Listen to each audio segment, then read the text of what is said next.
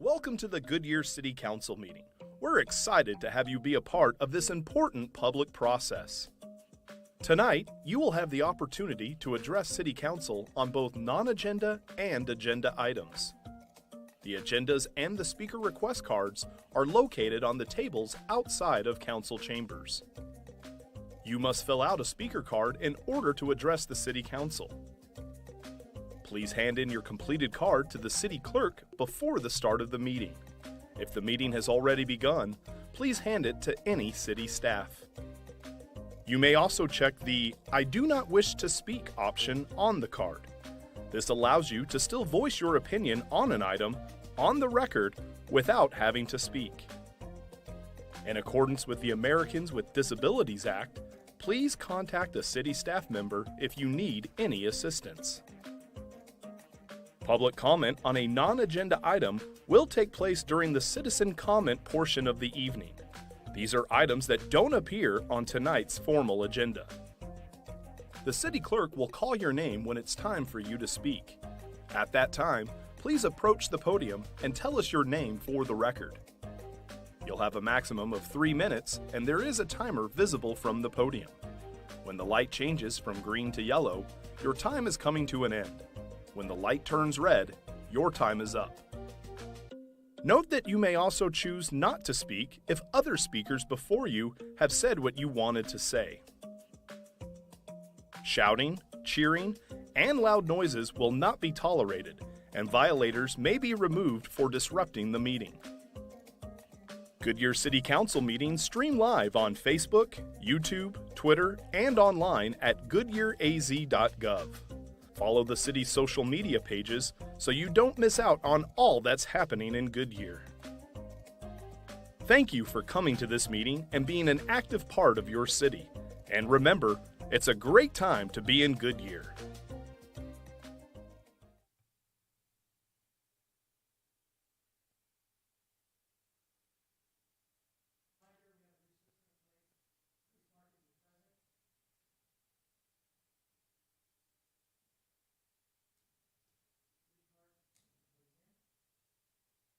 Yes, let the record reflect that all members are present. Okay.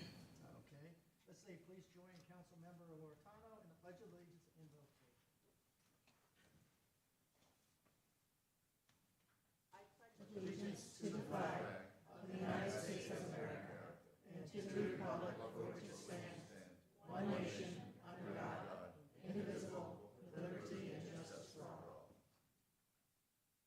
Heavenly Father, we come to you today asking for your guidance, wisdom, and support as we begin this meeting.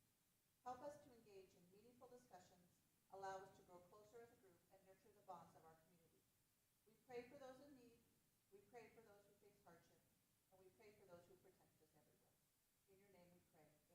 In your name we pray, amen. Thank you.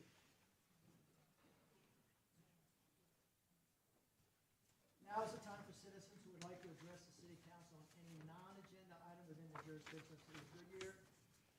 Oh, thank you. Are there any speaker cards? No, Mayor. No? Okay, great. Seeing none. Will the city clerk please read the consent agenda 1 through 3 by title only?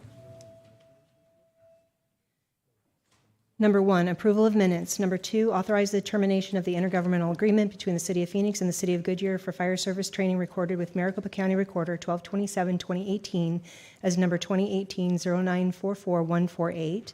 Approve and authorize the city manager or designee to enter into a new intergovernmental agreement, IGA, between the City of Goodyear and the City of Phoenix to conduct various joint fire department training activities. Number 3, authorize the expenditure of funds for the Estrella Bridge project in an amount not to exceed $3,700,000. Thank you. Does anyone on the council wish to remove an item from the consent agenda? Seeing none, will the council please enter a motion and a second to approve 1 through 3? I've got both a motion and a second. Let's see. Please open the voting.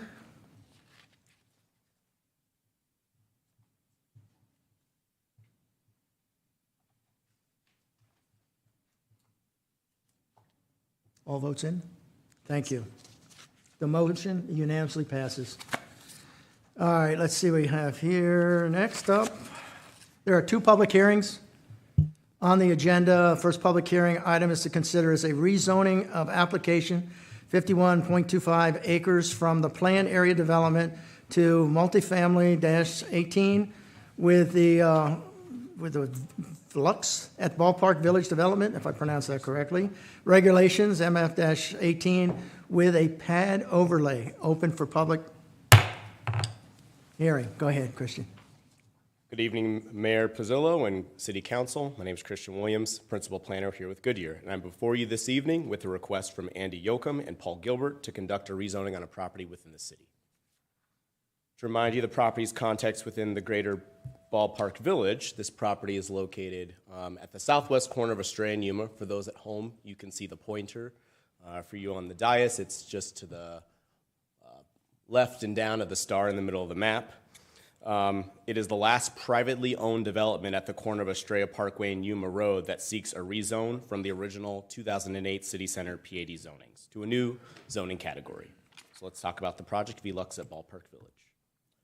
The property is approximately 51 acres. It's located in central Goodyear, and it is within Ballpark Village, again, southwest corner of Estrella Parkway and Yuma Road. It is located on the map in the red box with the star in the middle. And the underlying zoning of the property is planned area development with an underlying zoning of residential and retail. And the property is again right here on the map. So zooming in a little closer, you can see that the project is located in that red box on the left side of the screen. It is south of the vacant city-owned property. It is north and east of the Estrella Vista single-family development, and it is west of a property that was recently rezoned to Fulton Homes at Ballpark Village. And as a note, this property does not fall within the Goodyear Airport DNL or noise area. For a really quick history on the property, in 2007, the Goodyear Ballpark was built and constructed.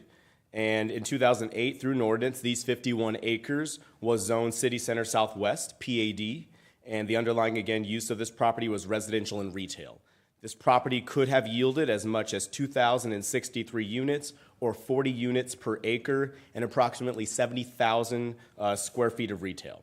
And if you'll recall from other rezoning cases, in 2021, in a response to the City Hall and Civic Square being moved north of the Interstate 10, a major general plan amendment occurred in December of 2021. The former City Center overlay, which used to be on this property, was removed, and it was replaced with a neighborhood as the underlying land use category in the general plan with a village center overlay. As it relates to other multifamily in Goodyear between Interstate 10 on the north, future SR 30 on the south, Perryville on the west, and Bullard on the east, there are 13 established multifamily communities, one of which is for the ballpark, or for the baseball team. 8 are traditional garden style, and 4 are single-family rental. Those are shown in orange. Shown in purple, there are 9 under development or recently completed. 4 of those are garden style, 5 of those are single-family rental. And then shown in yellow on the map, there are 20 that are entitled for multifamily. 10 of those are likely to be single-family rental or townhouse-style rental. 8 are likely to be garden style, and 1 is senior or age targeted, and then 1 has a mix of products. That'd be that Anton case that we discussed a couple months back. Shown in blue is the one case today, Velux of Ballpark Village. So the applicant is requesting to rezone the property to MF18 multifamily residential district with a planned area development overlay to facilitate the development of stacked flat style buildings, townhouse style buildings, and cottage style buildings that will all be multifamily. And that proposes to have a range of products similar to that Anton case that you heard a couple months back. The PAD overlay requires a minimum density of 14 units per acre on the north side of that site, which is north of Papago Street. That's because the Village Center overlay goes approximately over that area of that development. And the density cap of this development is 18 units per acre, which is in line with the MF18 zoning category. The use of the PAD overlay tool is justified as this development, the type of product they're trying to build on this is not addressed by straight zoning to MF18, and I'll discuss some of the details of that on the next slide. It also addresses some of the Village Center overlay and connectivity components. The image that you see on the screen in the far right is a proposed conceptual of what they would like to build. If the zoning case is approved today, staff would administratively approve the site plan and make sure that it's in conformance with the zoning. And then on the right is a couple sketches of product types that they could build on this site. The stacked flats, the single-family detached rental style product, etc. So I'll highlight a few of the stipulations and requirements of the PAD overlay. I'll be brief, but if you have any questions, don't hesitate to ask. So starting with the design standards, typically the MF18 district is intended for 2- and 3-story apartment buildings or townhouse-style units, and the design guidelines are written as such. Since 2 principal products are being proposed on this site, one looking and feeling like an MF12 or those single-family rentals, and some looking like a traditional garden or stacked flat or townhouse style, the design guidelines address that. So if a product looks like an MF8 or MF12 and acts like an MF12, we'll treat it like an MF12. The interior of the site, if the property is ever divided into 2 different multifamily communities, it clarifies that that interior line will be considered an exterior or an interior line for the purposes of this zoning. As you'll recall, MF12 buildings require 15-foot separations around the perimeter. So the intent of that is really that from the street, there's some street character and they're more separated. So that would not apply to that interior. Also, if the community is divided into two communities or more, they would need to provide equal amounts of amenities to both parts of the community. So you'd have to provide a pool on both communities, or the residents of those communities would need to have access to those types of amenities. Parking in this development is proposed to be through a mix of types of parking. So you might have tandem parking, you might have garage parking, you might have surface parking. So this PAD overlay addresses that if they choose to do tandem, for example, they'll come to the city with a parking plan that we would need to approve so that we make sure that the same units using the same parking spaces, and then they're not going to use all the guest parking spaces, things of that nature. Patios and walls. So ground floor patios may encroach into the landscape setback if they are connected to the sidewalk via paths. This is to create street presence of those buildings. The buildings would also need to face the street if they are to do that. So the fencing would need to be view fencing if they were to encroach in the landscape setback. They may encroach by up to 10 feet, which still means there'd be 20 feet of landscaping outside the fence, then a view fence, an additional 10 feet of landscaping on the inside of the fence, and then the unit facing out towards the street. So for example, if you're driving down Estrella Parkway and that is the condition, you would see view fencing, and all those units that typically face to the rear in the backyards of the street would have to face out towards the street and have pedestrian connections, so there's some street character there, and it meets the village center intent. You might have questions about what does that mean for how far buildings are away from Estrella Parkway. To illustrate an example of that, right now the housing units in Estrella Vista are approximately 30 feet from the curb of Estrella Parkway. If you count the landscaping in the Estrella Parkway right-of-way and the landscape requirements of this development, you're still talking units about 65 to 70 feet away from the curb of Estrella Parkway. So the impact is these units are further away from Estrella Parkway than the existing homes in Estrella Vista. And on the north side, if the patios are to encroach, they shall create portal-like entrances, so those groups of buildings will then have a pedestrian connection to the roadway if they are to encroach. The developer also codified minimum amenities for the property, such as a resort-style pool, structured shaded seating elements, and turf areas. And the PAD overlay also requires 6 pedestrian connections to Yuma Road, 7 pedestrian connections to Estrella Parkway, 3 pedestrian connections to Goodyear Boulevard South, and 4 pedestrian connections to Goodyear Boulevard West.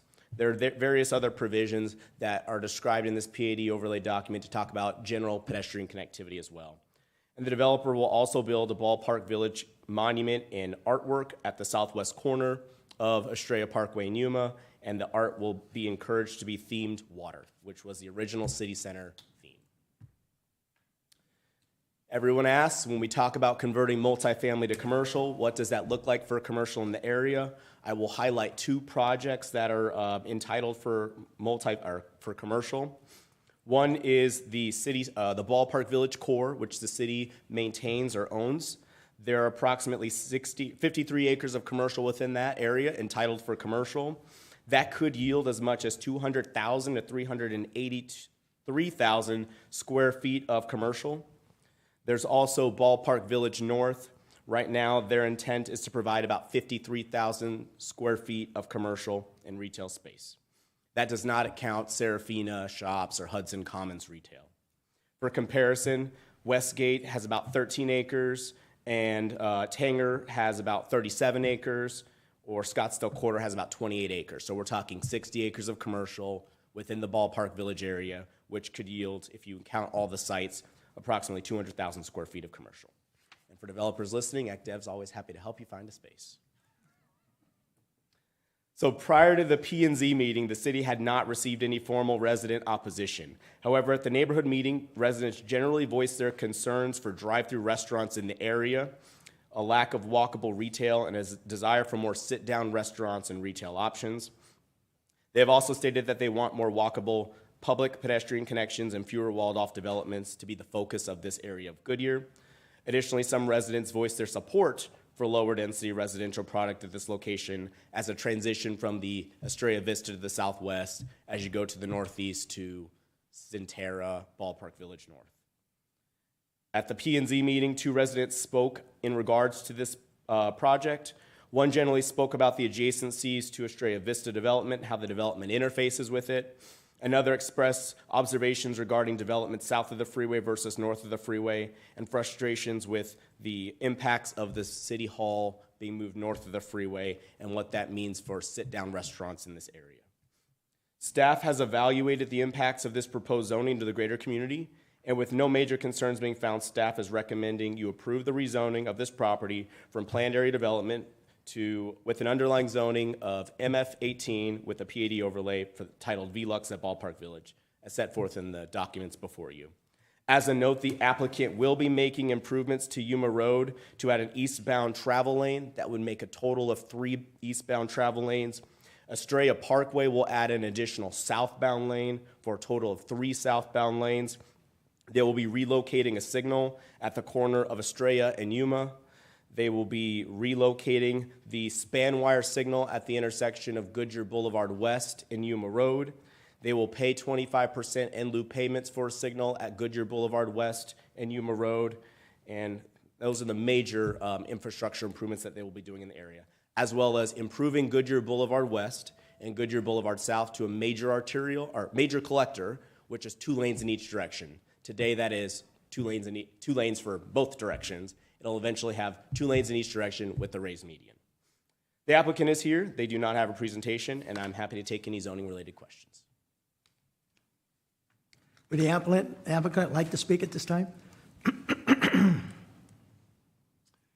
Good evening, Mayor and Council. My name is Paul Gilbert, 701 North 44th Street, Phoenix.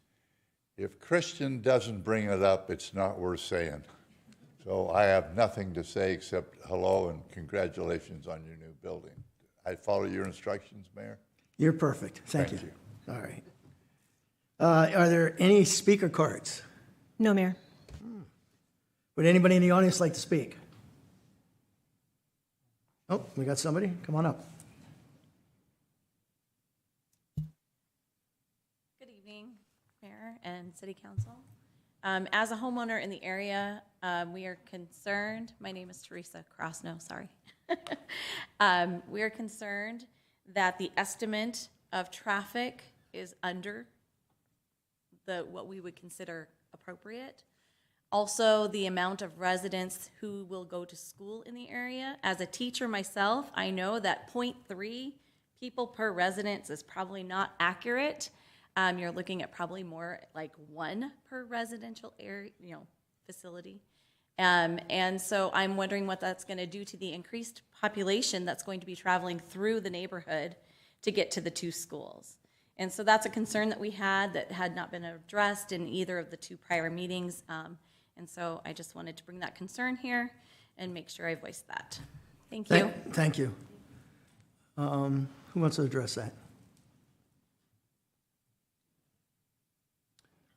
I'm happy to do so. Thank you, Mayor. Go ahead. I think you got the red button there. Is it good? He's on? Okay. Do I need to punch something this No, new you're thing? good. Go Okay, ahead. good, thank you.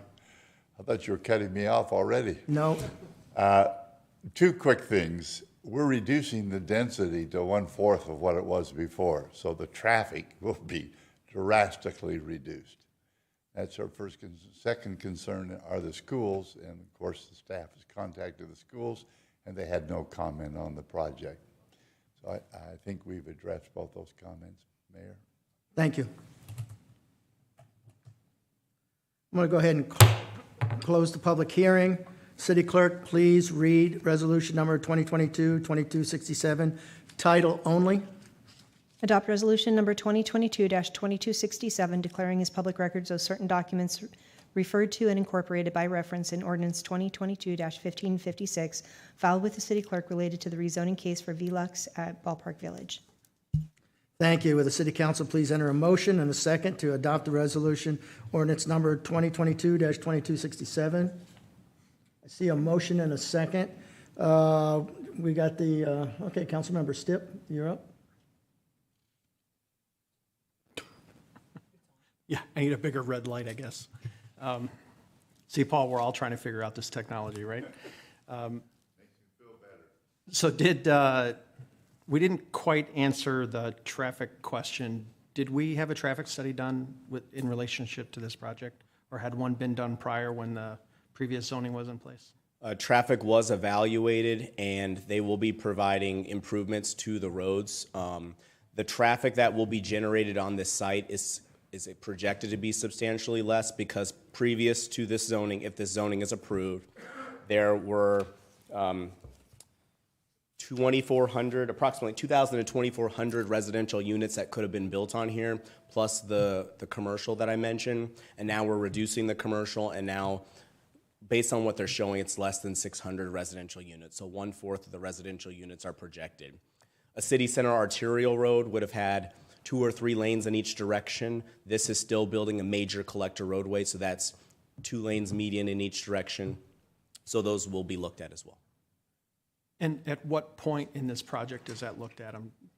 It's preliminarily looked at the zoning level, and then when they come back in for the site plan, it is reevaluated as well to see if they're going to trigger any additional off-site signals that weren't contemplated with this case. Okay, so and I'm sorry, ma'am, I did not hear your name, or I would address you by your name, but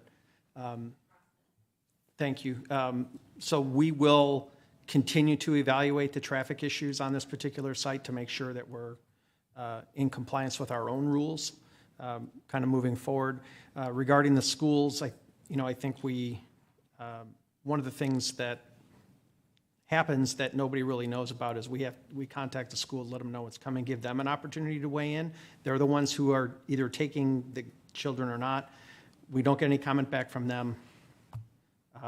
We can't impose our own will on the school when they don't object to it themselves. So, Christian, I appreciate your presentation. Mr. Gilbert, thank you for your time. That ends my questions. Vice Mayor? I need a big red light as well. Yeah, so There you go. Yeah, I appreciate the presentation. And so I just want to clarify the streets that you mentioned as well. You said Goodyear Boulevard will be widened as Yes. well, all the way up to Van Buren. Yuma, I mean. Yuma down to Estrella Parkway, 2 lanes in each direction with the raised median. Okay, and then we're widening, Estrella Parkway as between well. Goodyear Boulevard, Estrella Parkway between Yuma on the north, Goodyear Boulevard South on the south, and then Yuma Road between Goodyear Boulevard West and Estrella Parkway. So this whole section here will have its roadways built out to their ultimate conditions. okay. And then I'm sure there's a study, and I'm sure you've done this already, but the parking that's in this location here, I'm sure it meets the standards that we're talking about. I've been talking to some residents that have just moved into new apartments in the area, and they say how tight and how limited the parking is. So I don't know if that's something we should talk about offline on just apartments in general. I just want to make sure that's good, especially since I think the Mavericks had that huge event and the traffic was pretty large in that general area. So I'm just curious how it's going to affect the whole area there. And then I think I saw on this product here, which I appreciate, it looks like there was going to be garages in a lot of these, or at least in the non-garden style section of the parking or of the apartment complexes. Yes, their intent, based on their current submittal, is that 1/3 or so of those units on the front, they're introducing a new product line where the residential apartment buildings, the single-story ones, would have a garage attached and a little driveway. Yeah, no, that's great, because I know that we've been starting to see those recently, and I think that's really appreciated. And covered parking and things like that. Do you know if the garden style will have covered style parking, or if that's, I don't know if it's a stipulation or not? Per our requirements, you need 1 covered space per unit. That can come in the form of a garage or a carport. Okay. And then I appreciate you addressing the commercial as well, since it was originally zoned for commercial, but commercial in the old area. And this is really a question, might be a work session question as well. So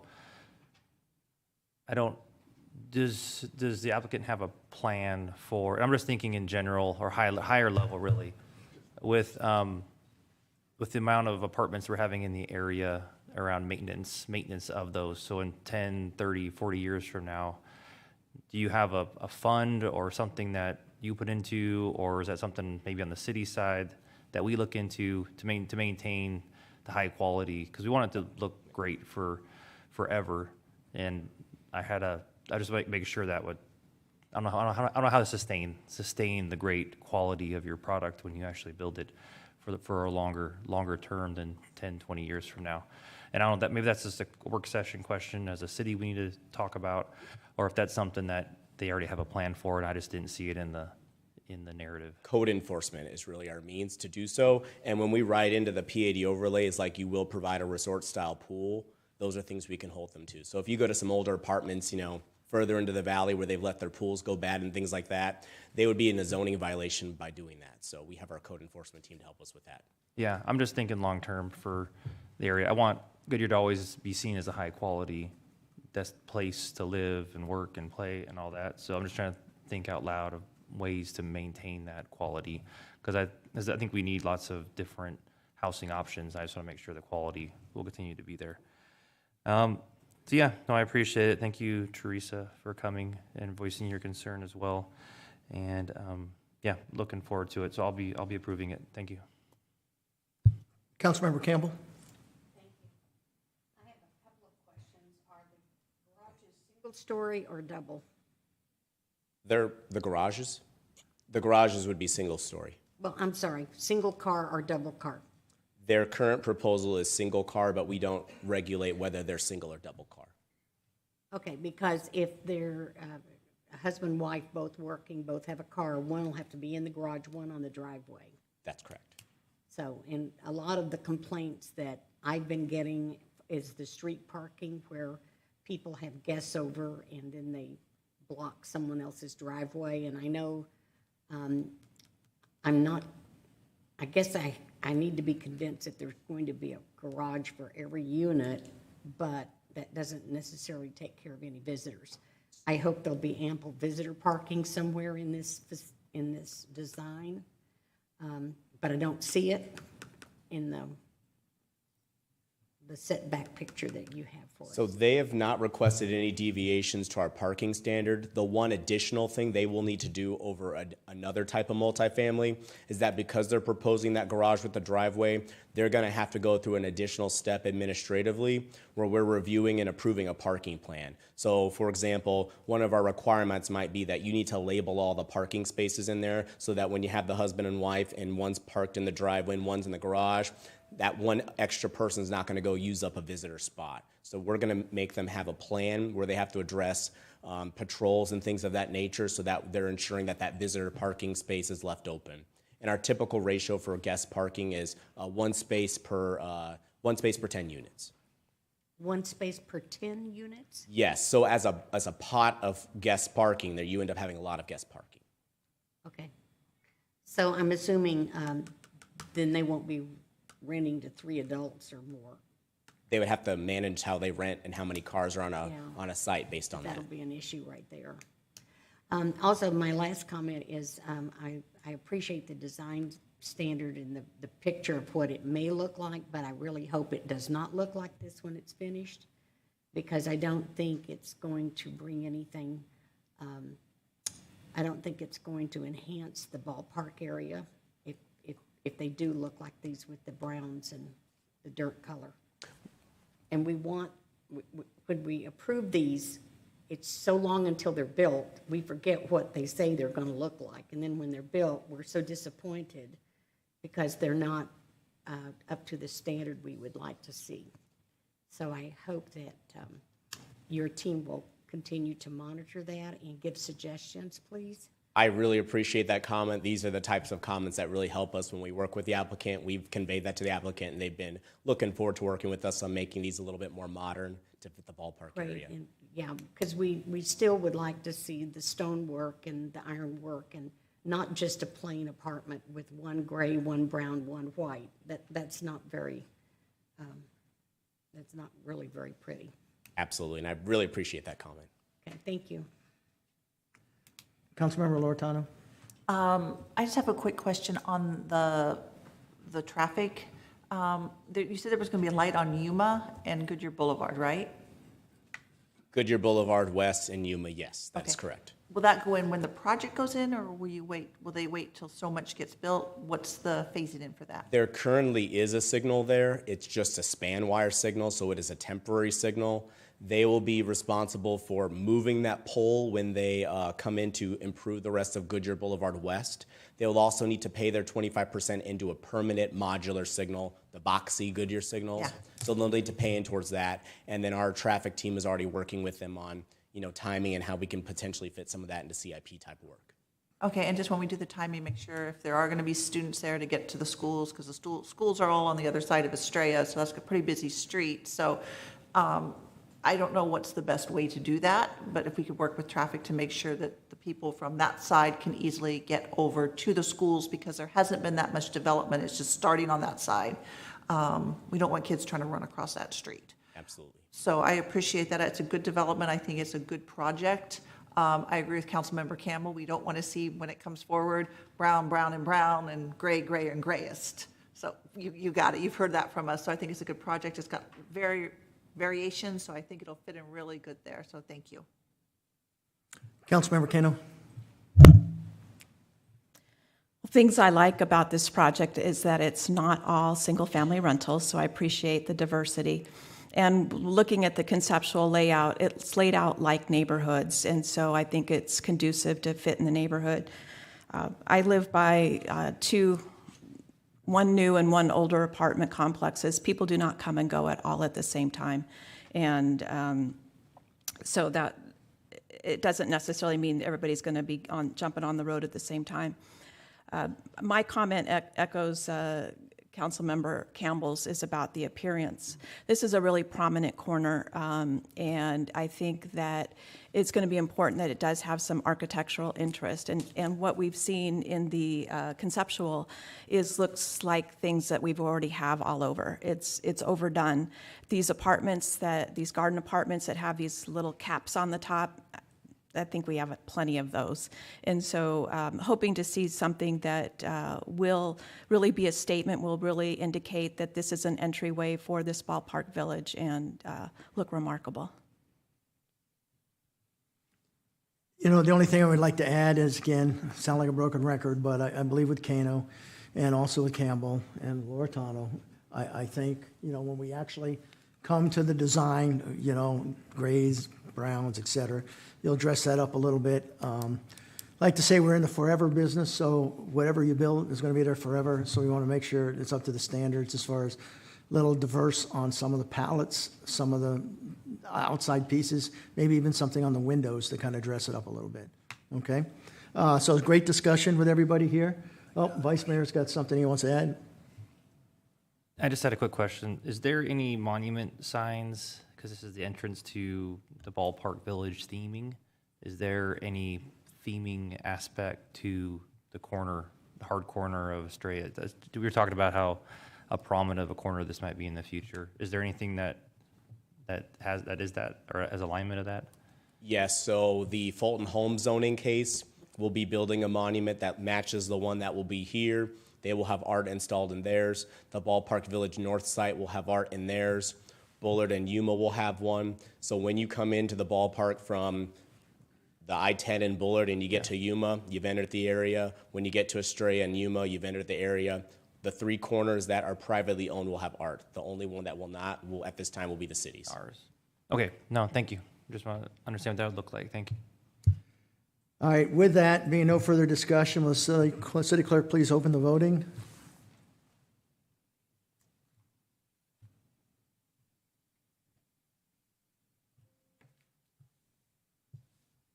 The votes have been Looks entered. all in? Well, thank you very much. Motion's carries unanimously, majority vote, 7-0. All right, with that, let's see, motion carried. Will the city clerk please read ordinance number 2022-1556 by title only?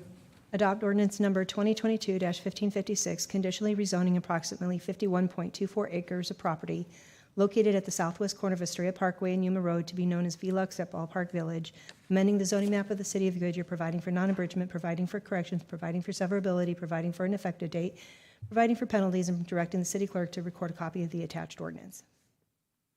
Council, please enter a motion, a second, to adopt ordinance 2022-1556. See both a motion and a second. Any requests to speak? Have you opened that up? I guess we've already entered everything, talked to everything through the last. Being no further discussion, will the clerk please open the voting?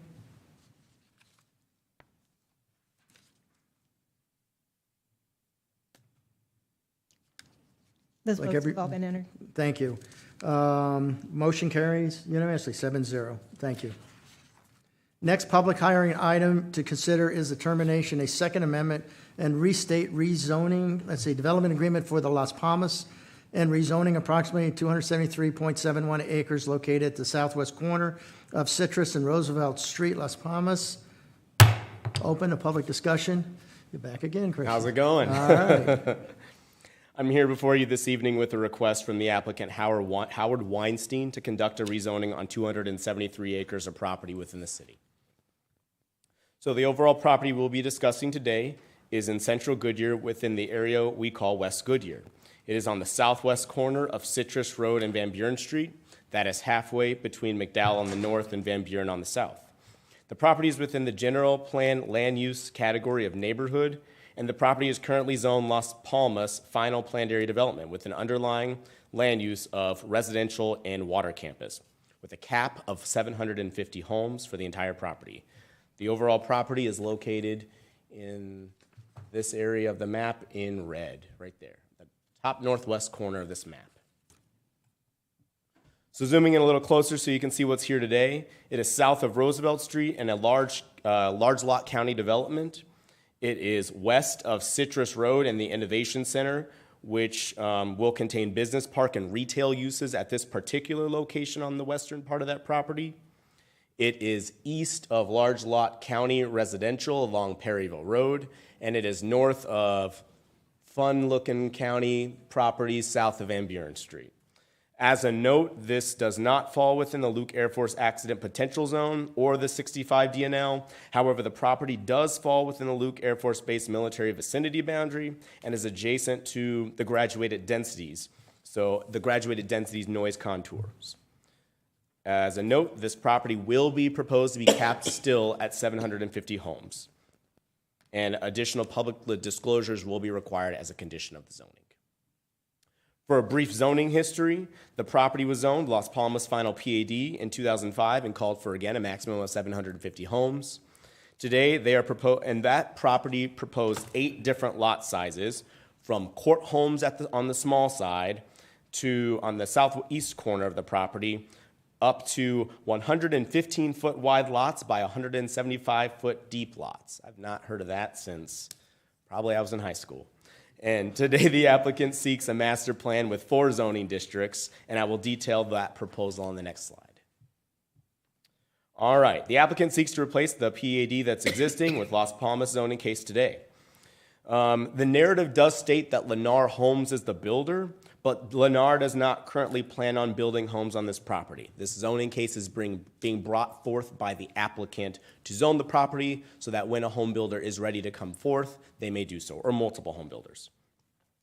The development proposes 137 acres of R14 with R14 reduced standards, 91 acres of R16 with R16 reduced standards, 38 acres of C2 with some modifications, and approximately 7.11 acres of property zoned public facility district up in the northwest corner of the site, collectively to be called Las Palmas at West Goodyear. Again, I'll say it again, the maximum number of homes will remain at 750, which is what's stipulated under the existing zoning, and the PAD overlay addresses certain modifications and codifies minimum level of residential amenities, connectivity and streetscape elements required to create a cohesive master plan community, as well as buffering considerations for those residents in the county on the west. To highlight a few of the modifications, all R14 lots within the development shall have a minimum width of 40 feet, a minimum depth of 95 feet, and a minimum square footage of 4,275 square feet. They'll have a minimum rear yard setback of 15 feet, and 30% of the lots will have 45 foot in width. 50% of the lots shall be at least 115 feet deep, and shall have a minimum rear yard setback of 20 feet. The usable covered patios for these will be 100 square feet covered with a minimum dimension of 8 feet. And the covered portion may extend into the rear setback by 5 feet. So effectively, there are 2 sizes of R14 lots that will be provided to create lot diversity. All R16 lots within the development shall be a minimum of 55 foot wide, and the same rules for patios apply. Homes within this development are also permitted 2 kitchens in the event the builder would like to construct, quote unquote, a home within a home or a mother-in-law suite. There are strict provisions on this use, such as they must be attached to the main unit and have connected access to the main unit. They shall not be metered separately. They shall not have separate driveways or fenced yards.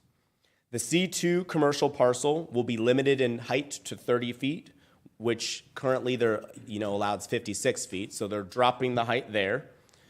They are not allowed to have the following uses: adult-oriented establishments, bus terminals, pawn shops, hotels and motels, but they are allowed brew pubs and storage buildings. If storage buildings are allowed, they have to be on the north side of the site. They cannot occupy more than 20% of the site, and there are strict provisions such as no garage door showing, no seeing the inside contents of the storage. Everything needs to be internalized. And if at the time the commercial site is developed and there are still residential parcels west of the site, they must construct an 80-foot landscape buffer on the west side to buffer those residents in the county from the commercial developments. That's a couple highlights of the PAD. To highlight a couple of the amenities, there will be a 9-acre centralized park, and that will be located in the heart of the community. It will be supported by usable active open space. There will be a pool area, parking, showers for the pool area. The pool deck will have lounge chairs and a restroom building. There'll be a dining pavilion, athletic courts and fields, game areas, trail connections, walkways, and benches. The development will also have 4 pocket parks throughout the neighborhood, which will each include a tot lot, shaded pavilion, park tables, barbecue benches, seat areas, lounge chairs, and walkways. The development will also construct a trail along the RID Canal, which will remain unfenced and available for the general public to use. So if you're over in Silva Trails and you want to walk the Citrus Road Horse Trail and cross over and use this trail, everybody's welcome to use that. Or people up north want to put their horses on this, they can giddy up and do on that too. The trail will connect to Citrus Road on the west and Van Buren Street on the south. On the left, you'll see an example of that central amenity. In the middle, you'll see an example of what a DG trail looks like. And on the right, you'll see a conceptual of what a pocket park looks like. Few highlights of connectivity, and you can see the overall development on the left side. This infill development will also include an 8-foot wide DG trail that will run along the western portion of the property between the residents in the county and the water campus, between the commercial and this development. That will also remain ungated and unopened. So what really ends up occurring is you have a nice open trail from Roosevelt on the northwest of our city that's going to connect down towards RID, which will eventually connect in with La Privada, so forth and so on. So you end up getting a nice connection through all the private developer contributions. We talked about lot diversity a little bit earlier, but additional elements is if for the R14 area, the blocks will not exceed 660 feet in distance. And similar streetscape elements will be in this development, such as the West Goodyear theming. So they'll have picket fencing and fence-type materials at the entrance of the development. They'll be calling themselves Las Palmas at West Goodyear, and they will have trees 25 feet off center along Citrus Road. So Citrus Road ends up being a very nice shaded promenade when you're driving through that in the future. The other amenity or other streetscape elements will be codified when we get to the preliminary plat. So to date, the city has not received any formal resident opposition from this case, only general calls and inquiries. At the neighborhood meeting, residents largely had questions concerning flooding in the rural county area, and staff has evaluated the impacts of this proposed zoning with the greater community. With no major concerns being found, staff recommends you approve the recommendation to rezone the property from final plan area development to the 4 districts listed above with the PAD overlay subject to the staff report stipulations, including the termination of the existing Las Palmas DA. Of note, this developer will be building half-street improvements on the north side of Van Buren Road, or Van Buren Street. That's 2 lanes, westbound in each direction. That will occur from their western property line to the RID. They will be building the south half of Roosevelt's, which will be a minor collector. So that's 1 lane with a turn lane in the middle. That will be from the western edge of their property over to Citrus Road. They will be paying for 25% of a future signal that could be installed at Roosevelt and Citrus. and they will pay to construct signals on Van Buren Street at their associated entrance if that entrance ends up warranting a signal. The applicant is, and they'll also be doing their half-street improvements on Citrus Road, so 2 lanes southbound from Roosevelt Street to RID. There is no applicant here, but I'm happy to answer any zoning questions you may have today. Any speaker cards? No, Mayor. We'll go ahead and close the public hearing. The city clerk, please read resolution number 2022-2268 by title only. Adopt resolution number 2022-2268, terminating second amended and restated development agreement for Las Palmas and declaring as public records those certain documents incorporated by reference in ordinance 2022-1557 filed with the city clerk related to the rezoning case for Las Palmas at West Goodyear. Council, please enter a motion and a second to adopt the resolution 2022-2267. Seeing both a motion and a second, open for council discussion. Councilmember Loretano. I'm on. I just had a question about the 2 kitchen. Have we done that before? Is this like strictly for a casita type thing, or what's up? Typically, no, that would not be permitted unless there's like HOA type things that we've agreed to, but typically, no. In order to get 2 kitchens, you would need to rezone a property to allow that type of product. Okay, my concern is we don't want to set this up to be like an Airbnb, like niche in the community where everything is Airbnb'd or VRBO'd, because I think that was the problem some of the other cities were having when they were adding like 2 kitchens. So do we have anything built in there to prevent that, or how do we prevent that? The way it's prevented is there are a lot of stipulations related to how the space is used, but a big one is it can't be metered separately. It needs to be connected to the unit and no separate parking spaces. So if they were to rent it as an Airbnb, for example, you'd have the normal people that live there and a driveway, and they'd be competing for driveway space, garage space, things of that nature. And so it has to be attached to the actual structure, so you're not going to have a renter that's out in some casita that's detached in the yard. It has to be a part of the main house and have a connection to the main house. Okay, thank you. Welcome. Councilmember Campbell. Yes, Christian, are the lots going to be large enough to have motorhome garages attached to the homes? If Will they there are be some very that- creative in their design, they would be able to. But when you're talking about R14 style lots, that some of them are going to be 40-foot wide, you think of a house now being 30 feet, 20 of that's garage. I would think very unlikely unless you get very creative with how you're building that RV garage. Because that seems to be a need. Folks that are buying homes want a motorhome garage rather than having to store it off-site for many reasons. And I still want us to have conversations for that if we have builders that come and want to do that. Also, it's really important that we get multi-generational homes built in Goodyear.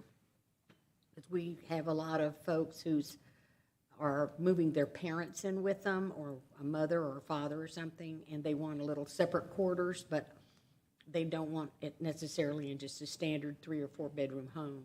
So I want to be sure that we are at least having that conversation so that it is acceptable. And that's what this zoning intends to provide a product for when you're having that home within a home, the 2 kitchens, but it's connected, so then you could have a multi-generational family, whether that's, the, I've parent seen coming some back. of them out in Vistancia, and they're gorgeous. Correct. They really are pretty. There's no reason why we don't have them out here. We just need a builder to come out and build them.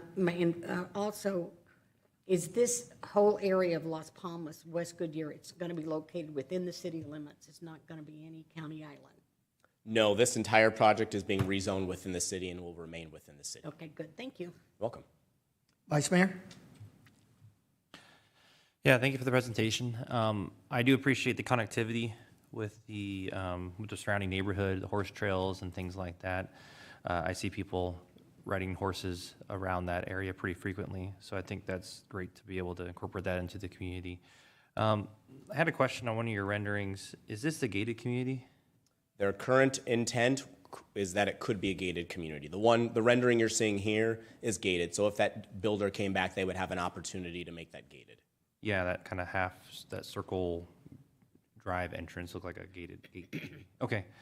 And then, I guess somewhat to Councilwoman Campbell's question, are the houses that are actually on Perryville, is that sliver of houses county?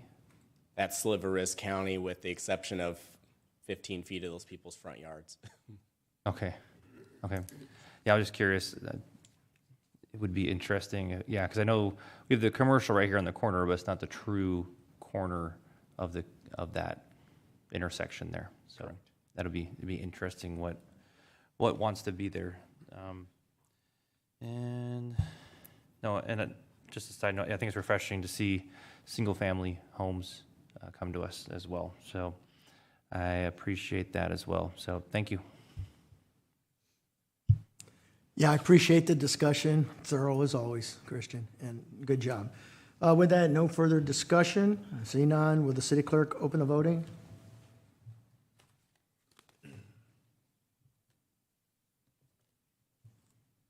All the votes have been entered. Thank you. The motion passed by majority vote. All right, will the city clerk please read ordinance by number 2022-1557 by title only?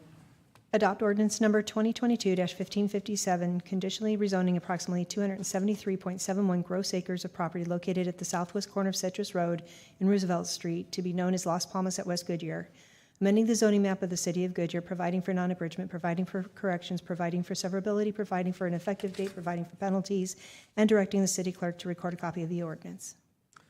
City Council, please enter a motion and a second to adopt ordinance number 2022-1557. Seeing a motion and a second. Open for council discussion.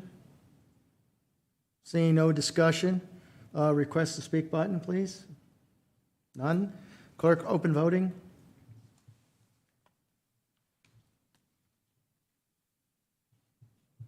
All the votes have been entered. Thank you. Motion covers 7-0. Yay. All right, business now. We've got one I would like to remind council to wait for a motion and a second before discussion. Next item on business is consider approving a one-year Avondale Goodyear Microtransit Services Cooperative Agreement with First Transit, Inc.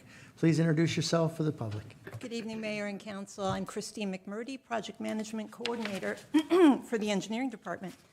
I'm here tonight to request your approval on a one-year contract with First Transit to operate our pilot microtransit service in the Goodyear Microtransit Zone.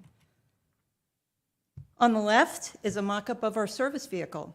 In addition to having many years of transit operating experience, First Transit is providing a project manager who lives right here in the Southwest Valley.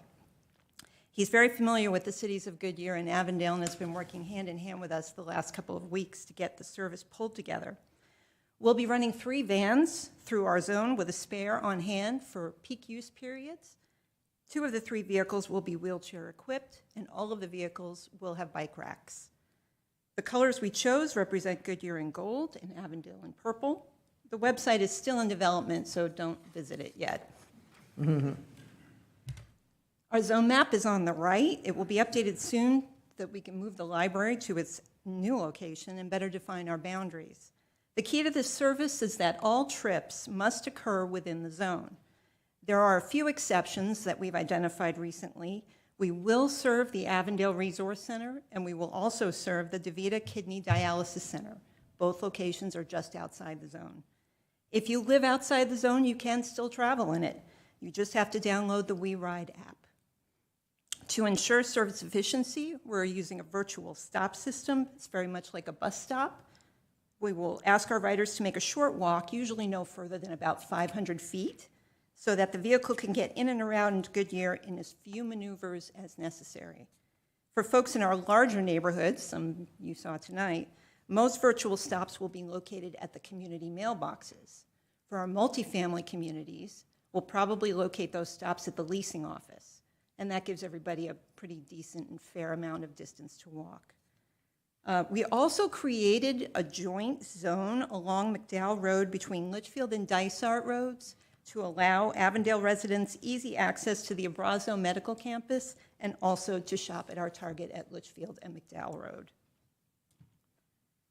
The base fare for our service is $2 per trip. However, we've identified some discounts that we're going to offer. Seniors over the age of 60, veterans, and disabled passengers will all pay $1. In addition, we're going to offer that same discount to students currently attending Estrella Mountain Community College and Franklin Pierce University. We're working also on a discount for any residents that are, or anybody that actually is transferring to or from the Valley Metro bus system. The company that is building the app is working on an enhancement that will allow us to program these special groups into the service so that people can provide that proof online. But until that enhancement is available, we're going to ask passengers to show proof of their status to the driver as they board the vehicle, with the exception of wheelchair passengers. And for folks that don't want to use a credit card, we will accept cash on board. It will need to be exact. The operators are not authorized to provide change. For folks, during our marketing outreach, we're going to be going into thorough detail about the app and how the website works. Just this past week, I had a really great meeting with Corinne Holliday. I am very excited to work with our digital communications department. These are some marketing examples from other microtransit services. We are going to create a how-to ride video. We're also going to create some social media teasers leading up to the grand opening or the launch. I'm also coordinating in-person presentations through our neighborhood services and community engagement team. I mentioned a dedicated website earlier. We'll have links to that website on our website. Folks can also book their ride and pay for it on their home computer if that's easier for them than using a cell phone. We are strongly encouraging rider feedback. Since this is a pilot project, we have several performance metrics.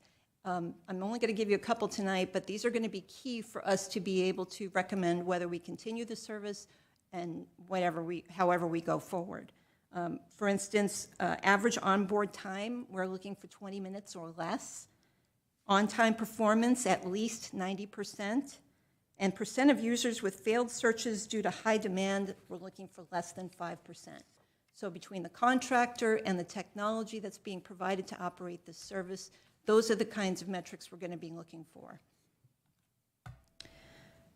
Phoenix Public Transit has advised us that they expect the Federal Transit Administration funding agreements to come in late November, early December. So I will be back to request your authorization on those IGAs. Our vehicles are ordered, and as soon as they're delivered, they will be wrapped, and we will begin to train the operators. We already have our dispatcher and safety supervisor on board. The app is in development, so we will use screenshots, a lot like these, that I showed you earlier, to be able to train folks on how to use the app. The rest of my time is going to be getting out to businesses, neighborhood HOAs, hotels, social services, everywhere we have potential users to spread the word about the service. Marketing is key to our success. We have soft launches scheduled for late October and the first week of November. This will give us an opportunity to test the app, take some employees around, maybe from their houses to work, just kind of test the service, make sure that we iron out all the wrinkles before we're ready to launch, which we are expecting to do November 14th. If there's any changes in that date, I will advise that through the city manager's memo.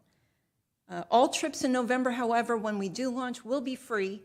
We will have 2 holidays that month that will occur that the service will not be available, so we want to make sure that we have the best opportunity to continue people being interested in the service.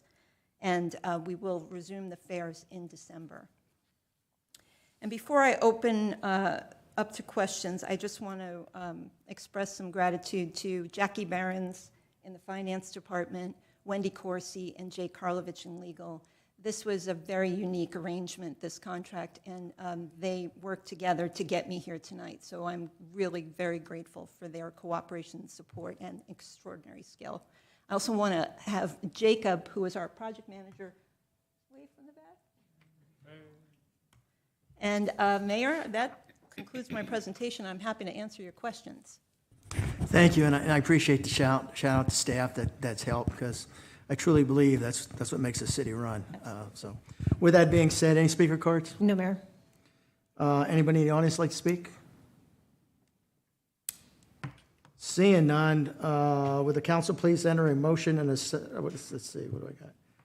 Please enter a motion and a second to approve 1-year Avondale Goodyear Microtransit Services Cooperative Agreement, contract number C-23-0046 with First Transit, Inc., authorizing expenditures of funds up to $1 million and approve all necessary fiscal year 2023 budget amendments to implement a microtransit pilot program in Goodyear. I see both a motion and a second. Let's see, request to speak. They're already coming in. So with that, we will start with Councilmember Stipp. Thank you, Mr. Mayor. Christine, obviously, we've been working very closely through the Valley Metro process and whatnot. We are not the only ones doing this, and I think I want to kind of share that information with the council. So who else in the West Valley, and then we'll talk about we're the tip of the spear on this, but we've got other communities that are doing the same thing. Can you respond on that a little Absolutely, Mayor, bit? Councilmember Stipp, thank you for the question. As a matter of fact, as recently as this morning, the City of Surprise actually had a meeting with the providers that we are using to see if they can use the service in their area. They have identified a zone that they're very interested in, and if they do decide to move forward, it will be in January. Our friends in the East Valley are currently operating a new service called Chandler Flex. That's associated with a grant from the state of Arizona, and it's intended specifically to provide transportation for students, but they have broadened their scope a little bit so that they are taking the public as well. Their service is off to an incredible start. And then we are also aware, last week, the city of Scottsdale reached out to my counterpart in Avondale to get some information about launching the service there. But, and I probably shouldn't, Darcy will never forgive me if I don't mention our friends in Tolleson, who also are launching a service using Uber and Lyft. That's actually going to be a really interesting project because they're going 24 hours so that they can provide service to employees that work in a lot of the warehouses in their area. So we're going to keep an eye on that one. We're very interested in the data that we get back because we know we have the similar situation here in Goodyear where we would really like to be able to help out some of our businesses.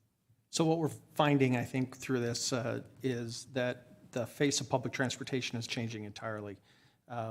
We are experiencing that on the Valley Metro Board. We're experiencing that, obviously, with the uncertainty of the Prop 400 extension.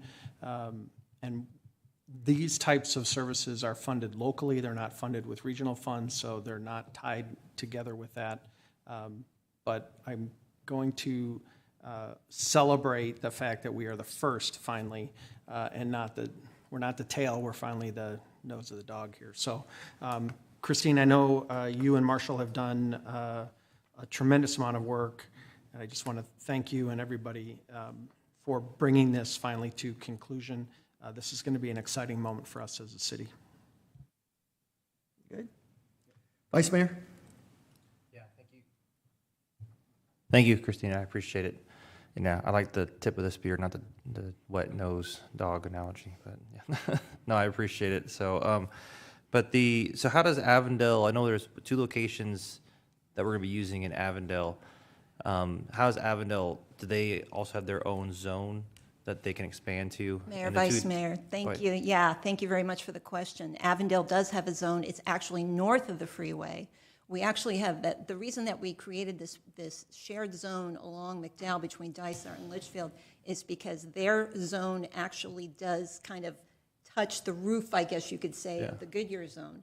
We're actually going to be using the Goodyear Park and Ride as a layover for the drivers and the vehicles, so that if we have to swap vehicles, like we have a peak maybe in Goodyear or a peak in Avondale, and we need an additional vehicle, rather than put that onus on the customer to have to wait longer for their ride, we might be able to take a vehicle from one zone, share it with the other. Right. And to have all the vehicles at the Goodyear Park and Ride makes that a very tangible and easy process in order to be able to shift the service.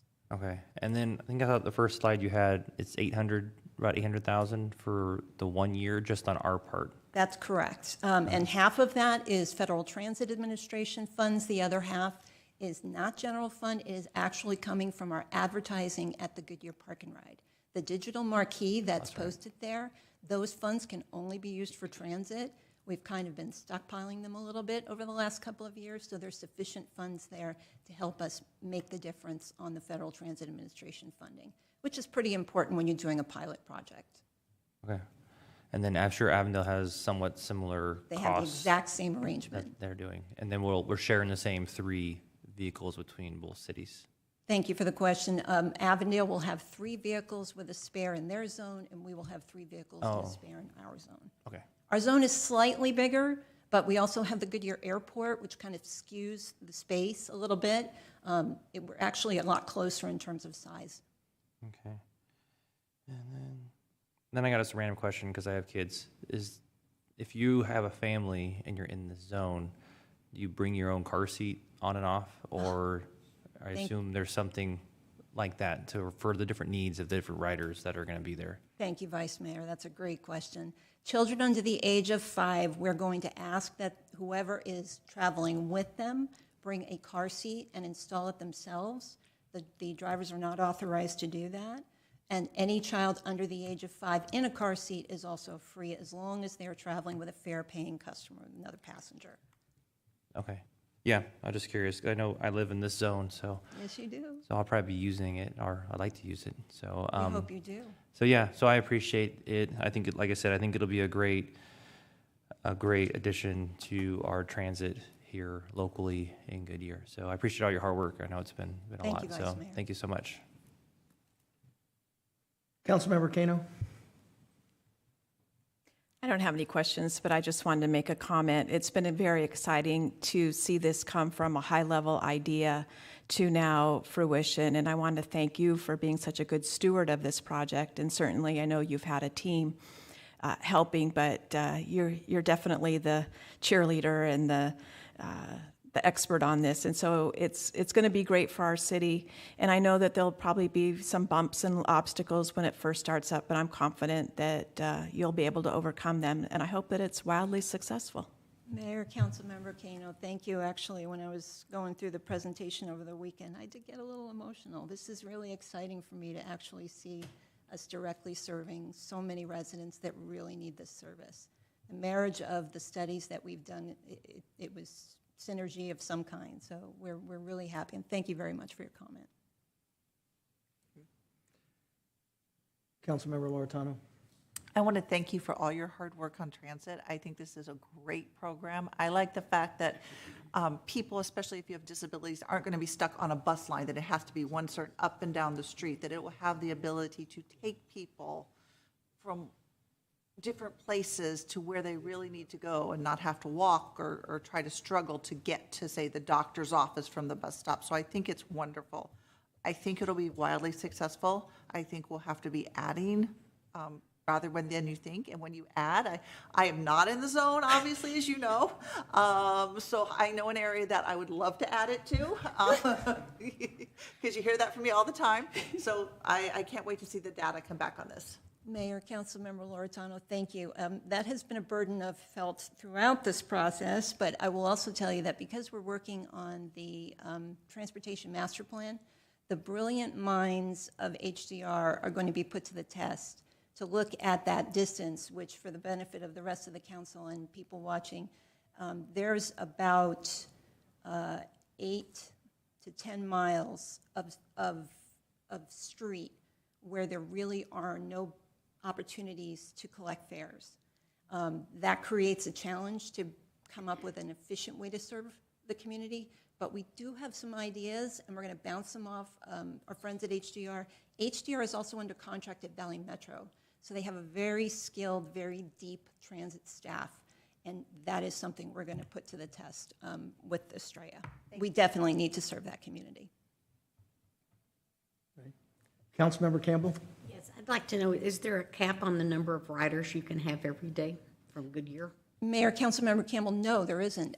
We will, the vehicles, so we've got 2 wheelchair accessible vehicles and a spare. The spare does not have the wheelchair option, but the wheelchair accessible vehicles can take 1 wheelchair, 3 to 4 passengers in addition to the wheelchair in that vehicle. And then the vehicle that does not have the wheelchair accessibility option, we're still working on that. Supply chain has made it very challenging to find vans, passenger vans right now, but we're expecting 5 to 6 people per van. One of our metrics does involve trying to get more shared rides, trying to fill the vehicles. So it's our goal to fill the vehicles all day long. So what's your estimate per day? I'm sorry, I would Mayor. assume you would have an estimate if you're figuring out like this. It's, with all due respect, Mayor, Maybe Councilmember Campbell. 35 or 40 per day? I apologize, I can't come up with an estimate because we just don't know how many people are going to be able to use the All service. right, my next question is, can we get a copy of the presentation? Because for some reason, it wasn't attached to my agenda, and I did not get the zone map until you showed it tonight, and I haven't really seen the zone map. It's too little to look at.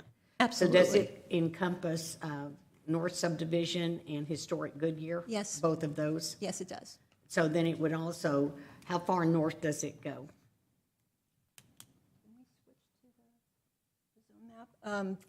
So the perimeter, I can tell you the I perimeter, know it goes to the hospital. it does.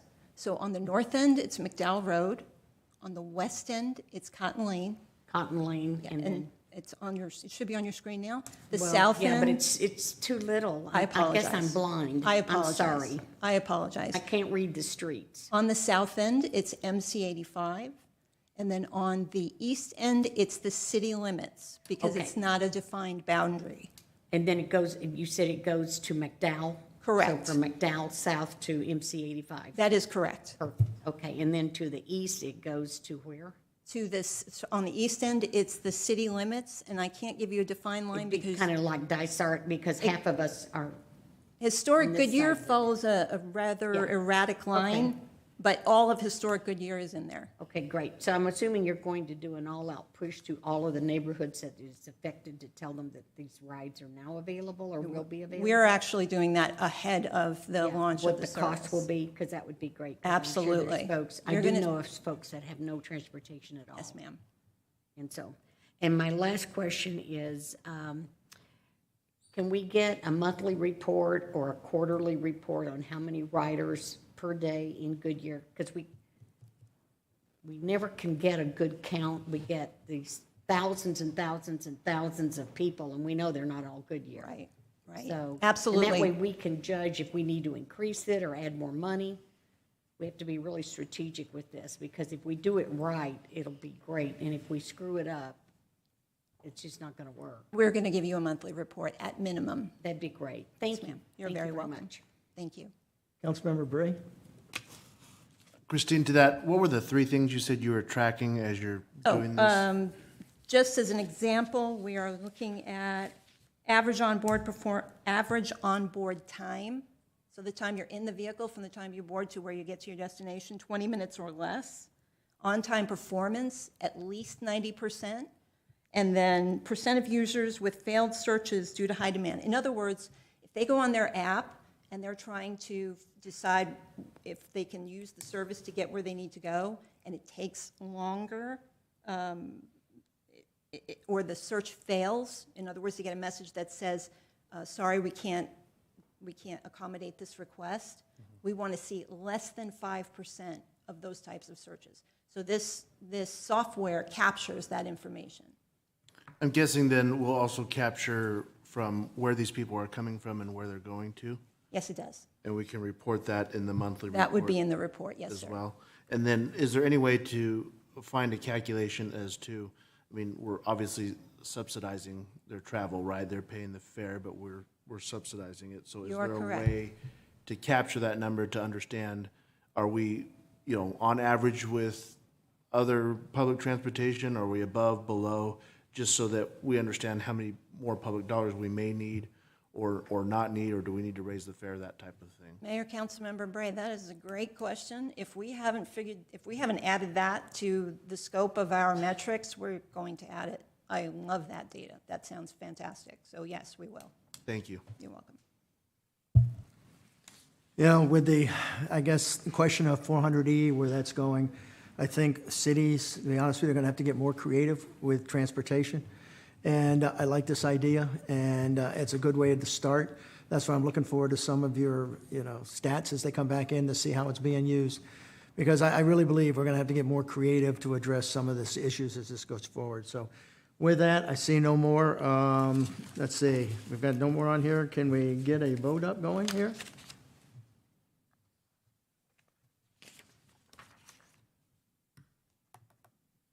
The votes have all been entered. Thank you. Passes 7-0. Thank you. Thank you for the presentation. Next item on the business, consider approving amending to Article 3-12 to the recognizing new employee groups and United Goodyear Firefighter, UGFF, and Goodyear Police Officers Association, GYPOA. Go ahead and please introduce yourself. Good evening, Mayor and Council. Lyman Lockett, Human Resources Director. Tonight I'm here to present a recommendation to adopt a resolution and an amendment to Article 3, Section 12 of the ordinance. This requested change will, in effect, recognize ambulance EMTs, paramedics, fire battalion chiefs, and police lieutenants as eligible groups under the meet and confer and meet and discuss process, respectively. Some background on the actions that have preceded this request. In September of 2004, Goodyear voters passed Proposition 408, which removed prohibitive language regarding collective bargaining and provided City Council the right to govern by ordinance the process of setting employee wages, working hours, benefits, and working conditions. In March of 2005, City Council adopted ordinance number 2005-937, which authorizes the city to recognize certain groups of employees for collective bargaining. At that time, 2 employee groups were recognized, police employee group and a fire employee group. Most recently, the most recent change occurred in October of 2011 when City Council adopted Ordinance 11-1249, establishing the meet and discuss, meet and confer process. This process is currently in effect today. The ordinance also recognized sworn police employees up to police sergeant and sworn fire employees up to fire captain as the only employee groups covered under the ordinance. Today's request to expand the employee groups recognized in the ordinance is triggered by the introduction of ambulance operations. Due to the categorization of ambulance EMTs and paramedics as first responders and the natural career path to fire service, it is recommended that ambulance EMTs and paramedics be included as an employee group represented by the Sworn Fire Employee Organization.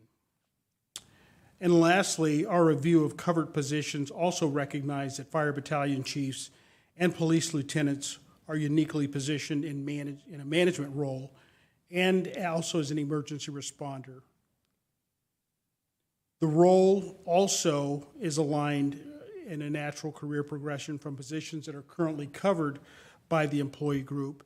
Therefore, we recommend recognizing battalion chiefs and lieutenants as eligible employee groups for the meet and discuss process only. The meet and discuss process does not result in an MOU. That concludes my presentation. I'm open to questions you may have. Any speaker cards? No, Mayor. Anybody in the audience like to speak?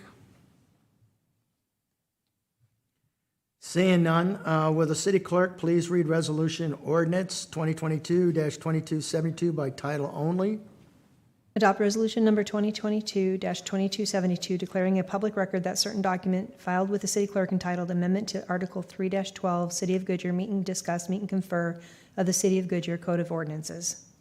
Looking for a motion and a second, 2022-2272. I see a motion and a second. Open for council discussion. Councilmember Campbell? I have a question. Can you explain to me why we're not going to recognize the battalion chiefs and the lieutenants at this time? Why are they not included? They are under the meet and discuss. I know, but under the meeting. And the meet and discuss, the thought behind this is they are in that unique role of management as well as a first responder. So it's a unique position. The meet and discuss offers them the opportunity to bring forward a proposal. So it's a similar process, but it doesn't result in a memorandum of understanding. But they certainly have their voice and their unique aspects of their, whether it be compensation or working conditions, that they'll have the opportunity to bring forward. Because they are very unique, because they are first responders, and they usually are out there on the lines. So they should be treated equally like everyone else in the fire service. Indeed, and I think the distinction there, that management role does offer a unique distinction. And we think that this is the best way to provide them both opportunities to be able to negotiate as well as to act in their management capacity. Okay, thank you. Vice Mayor? Yeah, no, I appreciate you bringing it forward with all the newer groups coming with an ambulance service and things like that. I think it's important to always update and include them into the same MOU as the rest of the groups. So I appreciate your hard work putting it together and getting everybody into the same group here. So that's all I have. Thank you. Let's see, no further discussion. Clerk, open the voting.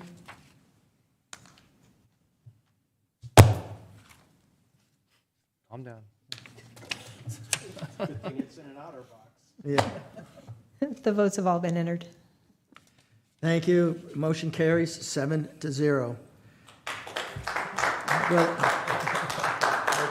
no clapping. Will the city clerk please read the ordinance number 2022-1558 by title only?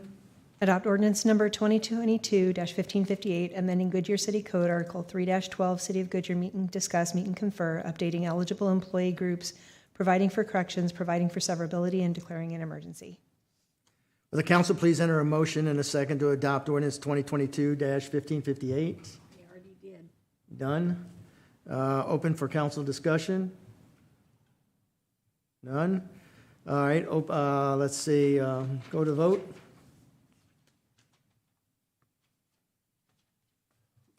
The votes have all been entered. All right, motion carries 7-0. All right, with that, let's see what we've got. Does the council have any comments, commendations, or reports on current events? Go ahead, Councilmember Loretano. I have two things.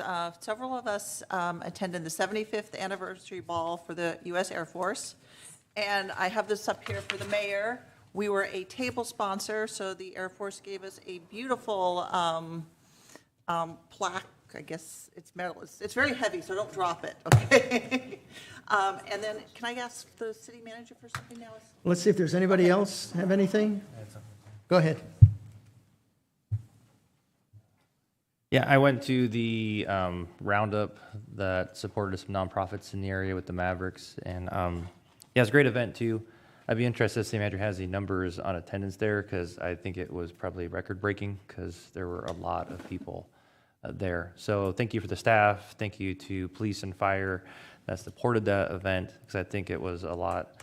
They're looking at maybe even doing a bigger event somewhere, so maybe to figure out how to keep them in Goodyear and house that event still here with the amount of people that turned out for it. So I thought it was a good event, and a lot of people were there, coming to Goodyear. So that's what I had. Thank you. Good. Now, is there anything you want with the city manager? Go ahead. I just want to I've been getting a lot of concerns from Estrella when the little flashing crosswalk sign is going to go in by the school. And this can just be, I guess, a paper, and just let us know. And there's been a lot of concerns about speeding in that area around the schools, if maybe the chief could look at that. Because apparently people don't follow the stop signs there, and the parents are getting very concerned. A lot of parents would like to see a stoplight. I know we looked at that before and it didn't meet the warrants, but maybe if y'all could send out what the warrants are, it would help me explain to it where we're at, when it was last looked at, and what it's missing before a stoplight can be put there. Because I know we all looked at it before, so we can just get an update on that, then I can get that out to the community where we are and what that's going to be.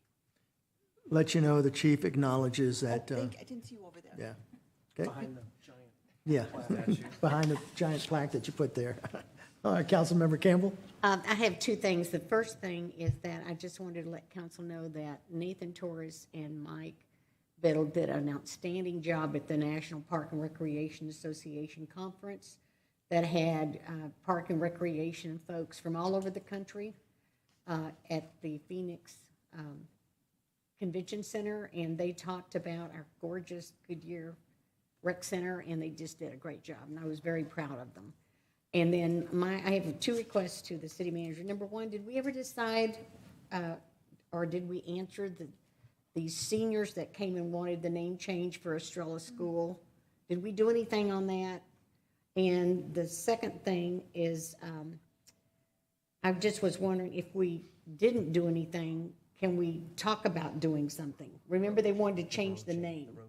The road change, the street. It was called, what, Coyote Inn or something? Something, and it had nothing to do with the school. And remember, the seniors came and said, could we please change the name of the street? And it's got to be pretty simple, I would think.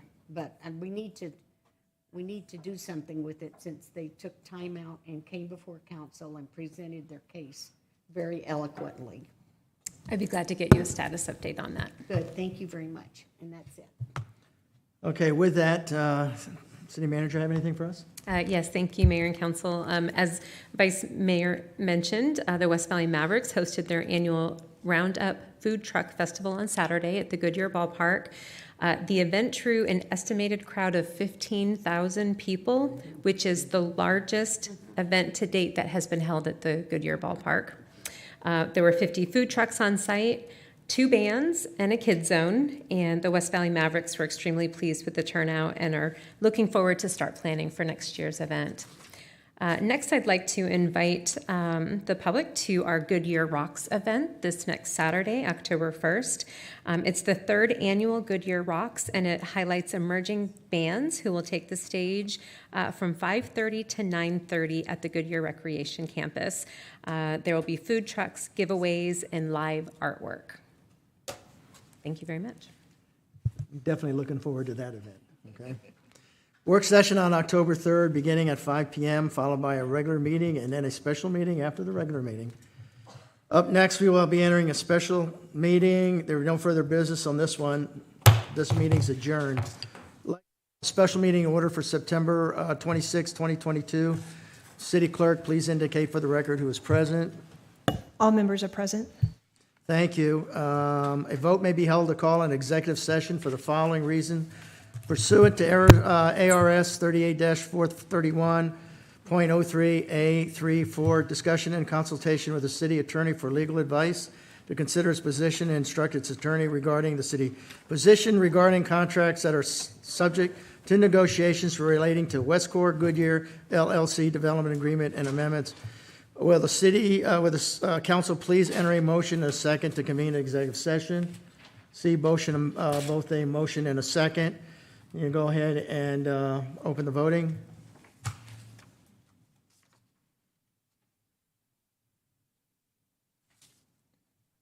Looks like all votes are in. With that, motion carries unanimously, 7-0. We are now convened into executive session.